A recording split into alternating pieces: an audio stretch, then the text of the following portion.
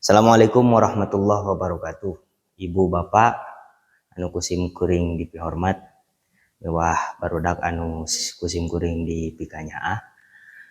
Di dieu sim kuring seja nerangkeun, seja ngajelaskeun materi-materi bahasa Arab anu digambarkeun secara kumwae panginten secara general wae umumna supados henteu nyangkolong teuing kana waktos. Materi anu kahiji nyaeta isim isyarah. Di mana isim isyarah teh aya 2 anu diajarkeun di kelas 2 sareng kelas 3. Nyaeta aya ini sareng itu. Kumargi dina bahasa Arab mah sangat memperhatikan pisan kanu jenenganana mudzakkar sareng muannats. Nu mawi sateu acan urang ngabahasa Arabkeun teh. Urang kedah ningali heula naon barang anu ditunjuk. Isim isyarah teh nyaeta bahasa Indonesiana kata tunjuk. Nah, sebelum kita membahasa Arabkan, maka kita harus tahu dulu apa yang kita tunjuk, apa yang ditunjuk. Nah, contoh nomor 1, ini pensil yang baru. Yang harus kita pahami terlebih dahulu adalah apa yang ditunjuk. Nyaeta barang nu ditunjukna adalah pensil. Setelah itu harus kita perhatikan apakah pensil itu mudzakkar atau muannats, laki-laki atau perempuan.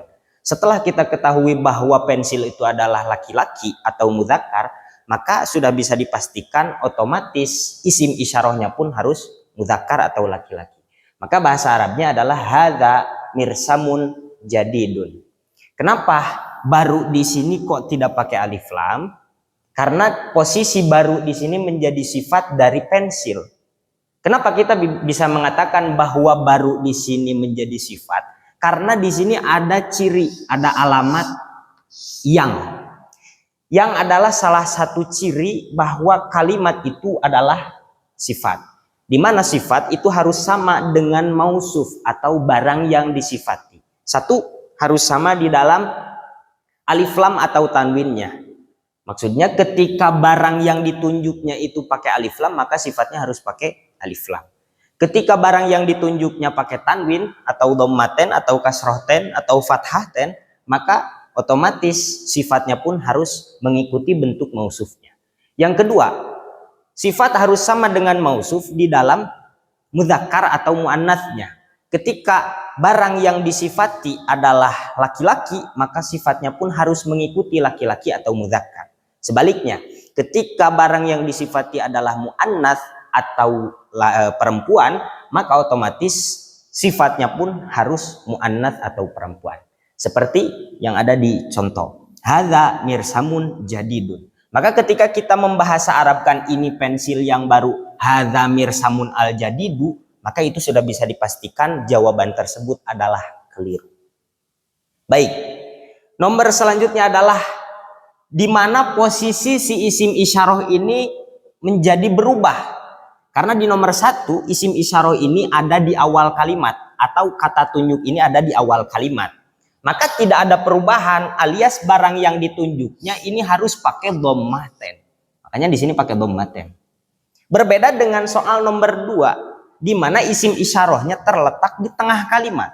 Nah, ketika ada kejadian seperti ini, maka posisinya tetap isim isyarahnya atau kata tunjuknya harus dibahasa Arabkan yang paling utama. Lantas kata yang terletak sebelum isim isyarah atau kata tunjuk harus pakai alif lam. Maka bahasa Arabnya pensil ini baru adalah hadzal mirsamu jadidun.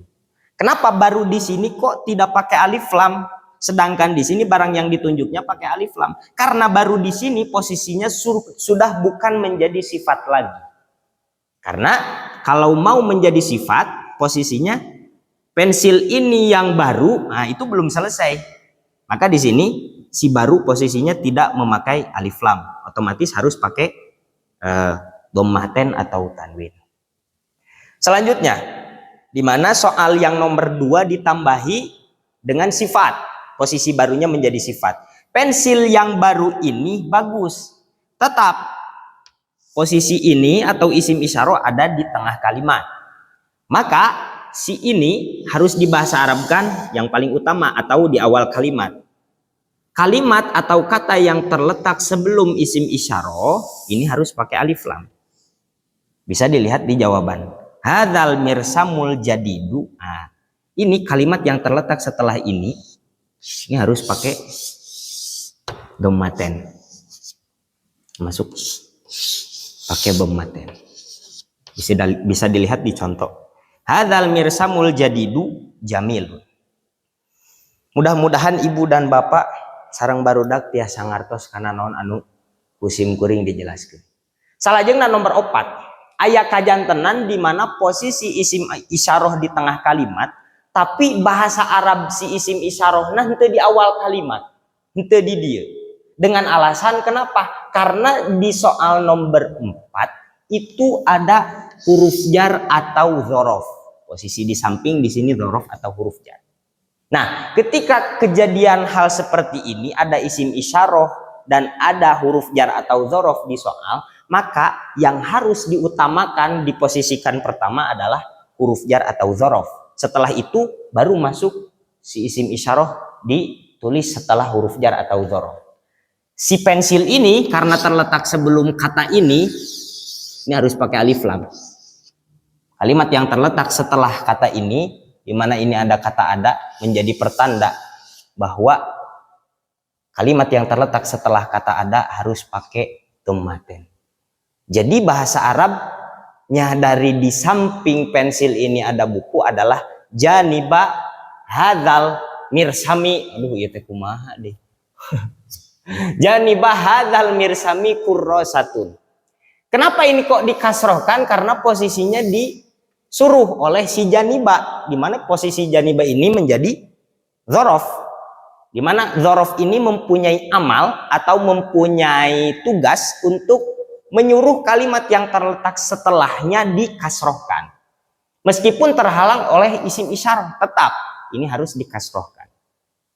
Nomor selanjutnya. Apakah di samping pensil ini ada buku? Ya, di sampingnya ada buku.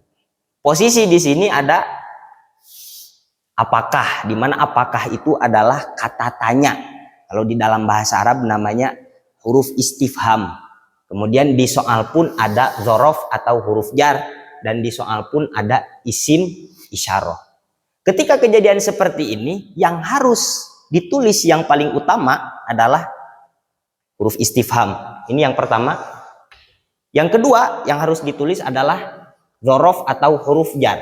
Dan yang ketiga baru adalah isim isyarah. Lantas si pensil ini harus dibagaimanakan? Karena posisi si pensil ini terletak sebelum kata ini, si pensil ini hukumnya harus pakai alif lam. Dan kalimat yang terletak setelah kata ada harus pakai dhammaten. Maka bisa kita simpulkan bahasa Arab dari soal tersebut adalah hal janiba hadzal mirsami kurrasatun. Ya, karena pasangan apakah adalah iya atau bukan. Di sini di soal contohnya adalah iya. Maka jawabannya adalah na'am, di sampingnya ada buku. Nah, ini di sini udah pakai dhamir. Nyah di sini baliknya kemana? Nyah di sini maksudnya adalah ya di samping pensil, gitu kan? Ada buku. Di mana nyah di sini adalah isinya pensil. Ari si pensil teh mudzakkar atau muannats? Tinggal dilihat cara membedakan mudzakkar atau muannats suatu kalimat adalah yang paling gampang dilihat huruf akhirnya.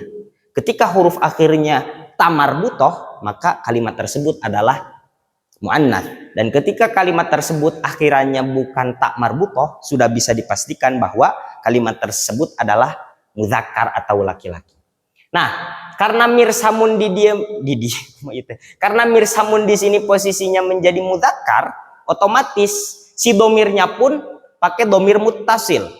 Kenapa pakai domir muttasil? Karena posisinya ini menjadi mazruf atau jadi yang dijarkan gitu. Ketika ada domir yang seperti ini harus pakai domir muttasil. Domir muttasil dari nyah atau dia laki-laki adalah hu. Maka na'am janibahu, di sini ada kata ada, buku, tinggal pakai dhammaten. Dengan alasan apa? Karena ada kata ada.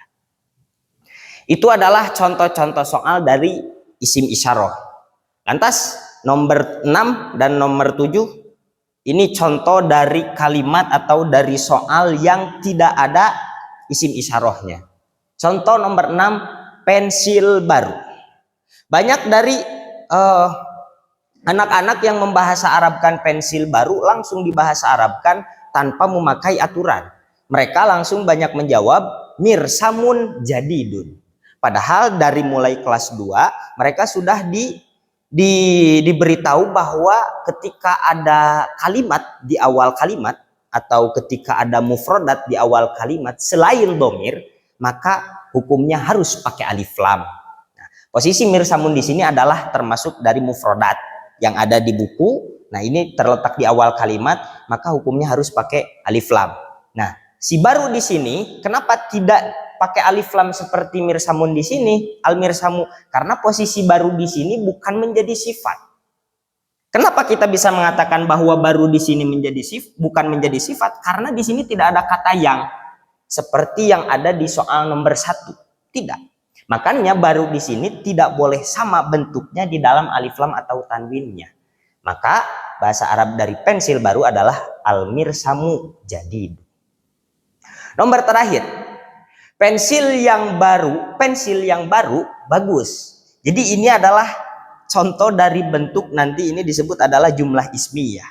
Di mana jumlah ismiyah itu adalah terdiri dari mubtada dan khobar. Nah, kalau di bahasa Sunda mah ini teh ari pensil, ari patlot, eta baru gitu. Termasuk nomor 7. Ari patlot anu baru eta bagus gitu. Janten posisi bagus di sini menjadi khobar. Pensil yang baru, nah karena pensil terletak di awal kalimat, otomatis harus pakai alif lam. Al mirsamu, kemudian yang baru, ini baru menjadi sifat. Dengan alasan apa? Karena ada kata yang. Maka otomatis baru di sini harus sama bentuknya dengan pensil. Dalam apa? 1, alif lam atau tanwin. Di sini pakai alif lam, maka jadidunnya pun harus pakai alif lam. Yang kedua, di sini tidak ada tamar butoh, maka di sini tak boleh pakai tamar butoh. Dan yang terakhir, harokatnya adalah harus di sini pakai dhammah, maka di sini pun harus pakai dhammah. Kemudian yang terakhir, bagus, tinggal dibahasa Arabkan. Karena yang bagus adalah pensil dan pensil itu adalah muzakkar, maka bagus dibahasa Arabkan harus pakai yang muzakkar, tidak boleh pakai yang muannats. Bagaimana perbedaan antara muzakkar dengan muannats? Seperti yang ada di contoh ini. Ini adalah contoh yang muzakkar, isim isyarah yang muzakkar, kemudian karena barang yang ditunjuknya adalah muzakkar. Ini adalah contoh isim isyarah yang muannats, yang dimana barang yang ditunjuknya adalah muannats. Kenapa kita bisa mengetahui bahwa mobil ini adalah muannats? Karena kalimat huruf terakhir dari mobil ini adalah tak marbutoh. Maka sudah bisa kita simpulkan adalah mobil ini muannats. Otomatis barang yang ditunjuknya pun adalah mohon maaf. Maka barang yang ditunjuknya pun harus muannats. Bisa dilihat di sini isim isyarah ini hadhihi, perempuan di sini hadhihi muannats. Mobil adalah sayyaratun, karena barang yang ditunjuk terletak setelah isim isyarah, maka ini harus pakai dhammaten. Karena ini posisi bagus menjadi sifat, maka harus pakai dhammaten. Hadhihi sayyaratun jamilatun.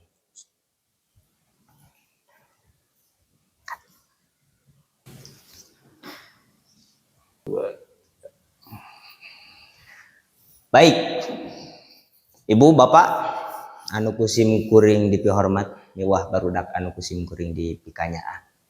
Kesimpulan dari 7 soal atau 7 contoh ieu nyaeta, ketika ada isim isyarah di awal kalimat seperti ini, di awal kalimat, maka sudah bisa dipastikan barang yang ditunjuknya harus pakai dhammaten. Tidak boleh pakai alif lam. Dan yang kedua, ketika ada isim isyarah di tengah kalimat seperti contoh nomor 2, nomor 3, nomor 4, nomor 5, maka posisi si ini harus dibahasa Arabkan tetap di awal. Dan barang yang ditunjuk atau kata yang ditunjuk, kata yang terletak sebelum kata ini atau sebelum isim isyarah itu harus pakai alif lam. Nah, barudak teh sok kajarbak teu ngartos keneh hese ngartos dina soal-soal seperti kieu. Janten teu tiasa ngabentenkeun kapan kita harus pakai alif lam dan kapan kita tidak boleh pakai alif lam. Sekarang sudah diberi kesimpulan bahwa kuncinya adalah ketika isim isyarah di awal kalimat ini atau itu, maka itu udah pasti bahwa barang yang ditunjuknya harus pakai dhammaten. Dan ketika ada kata ini atau itu alias isim isyarah di tengah kalimat, maka kalimat atau kata yang terletak sebelum kata ini harus pakai alif lam. Sakitu heula manawi aya pertarosan barudak anu aya di dieu. Pak, abi Pak bade naroskeun. Nah, apakah setiap kalimat muannas itu harus pakai ta marbutoh, Pak? Oke. Atau misalkan ada kalimat lain yang muannas tapi nggak pakai ta marbutoh gitu. Sebetulnya tidak semua yang berakhiran ta marbutoh itu udah pasti muannas, dan yang berakhiran bukan ta marbutoh bukan muannas, tidak. Cuma memang dipermudah di kelas bawah, di kelas sogir, di kelas 2 dan di kelas 3. Intinya semua kalimat yang akhirannya ta marbutoh itu sudah bisa dipastikan adalah kalimat muannats. Aya teu cenah kalimat anu tungtungna bukan ta marbutoh tapi dihukumi muannats, ada. Seperti naon contohna? Seperti ummun dan bintun.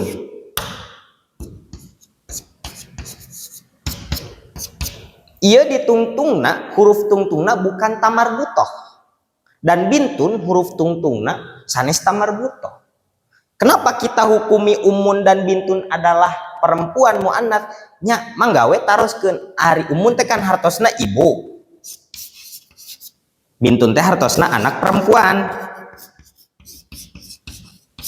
Masa ummun yang jelas-jelas perempuan dihukumi laki-laki? Karena aneh. Begitupun bintun. Masa yang jelas-jelas sudah perempuan kok malah dihukumi sebagai laki-laki? Itu sebuah pertanyaan yang besar. Nah, maksudnya yang jelas untuk mempermudah bahwa yang akhirannya ta marbutoh itu adalah muannats. Pak, naon sih bentenna ta marbutoh sareng ta tanis? Marbutoh teh kieu tah tina robito tak kieu tah sapertos tali gitu tah ieu teh ngabuleud tah ieu ta marbutoh.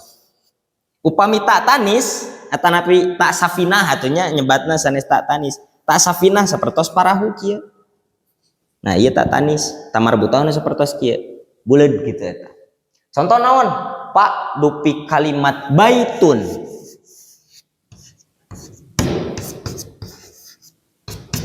Hartosna rumah.